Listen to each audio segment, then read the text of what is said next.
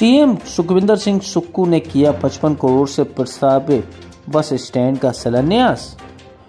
हमीरपुर में मुख्यमंत्री सुखविंदर सिंह सुक्खू ने बस स्टैंड के उद्घाटन में पहुंचकर उन्होंने कहा कि 55 करोड़ की लागत से बनने वाले प्रस्तावित बस स्टैंड का निर्माण 1.5 साल के भीतर पूरा किया जाएगा। इस दौरान उन्होंने कहा कि 14 महीने में 20,000 को रोजगार दिया जा चुका है। स्टाफ सिलेक्शन कमीशन में लटके रिजल्ट निकालने का काम शुरू हो गया है। राज्य चयन आयोग ने भर्ती प्रोसेस शुरू कर दिया है। वहीं सुक्खू ने कहा कि सरकार गिराने की साजिश रची थी, लेकिन आज खुद पंचकुला से बाहर नहीं निकल पाए हैं बागी विधायक।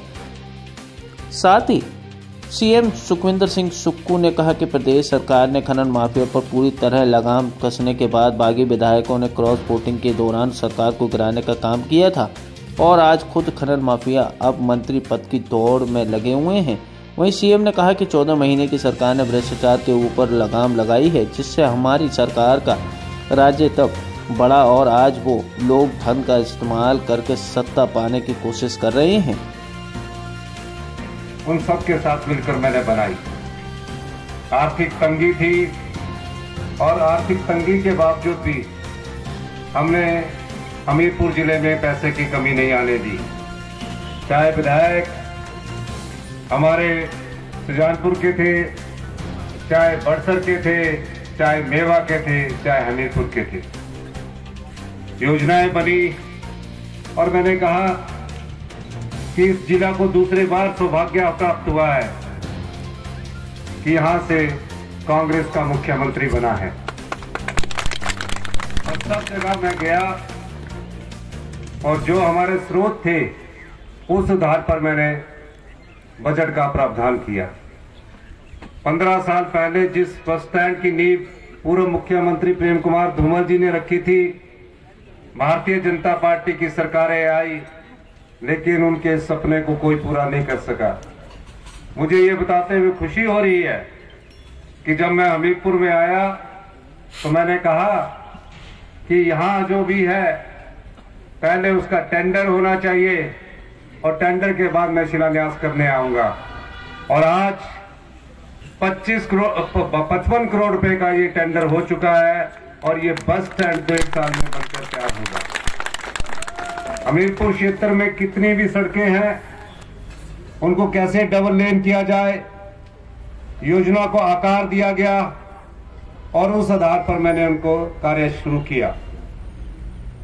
मैं ये बात इसलिए कह रहा हूं, सुजानपुर में टोनी देवी का कॉलेज था, सुजानपुर में सिविल हॉस्पिटल को अपग्रेडेशन करने की बात थी और हमीरपुर की जनता की जो आकांक्षाएं थी उसको पूरा करने का दायित्व मेरे कंधों पर था और वहां के स्थानीय विधायकों पर भी था। मैं उनके बारे में कोई ज्यादा चर्चा नहीं करना चाहता, लेकिन 27 तारीख को जब बजट प्रस्तुत किया जा रहा था, पटवारी हमारी जनता के पीछे घूमते आए।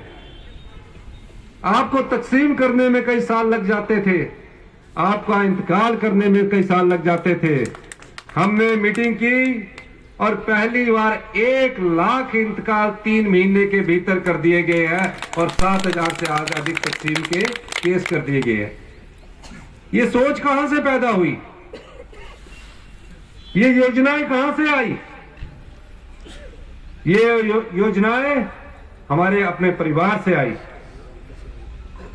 हम किसान के बेटे हैं, कर्मचारी के बेटे हैं। मैं देखता हूं मेरी माता सवेरे खेत में जाती है, घूमती है, बार बार हमें भी कहती है कि अब ये जमीनें हैं, इनको आपने संभालना है।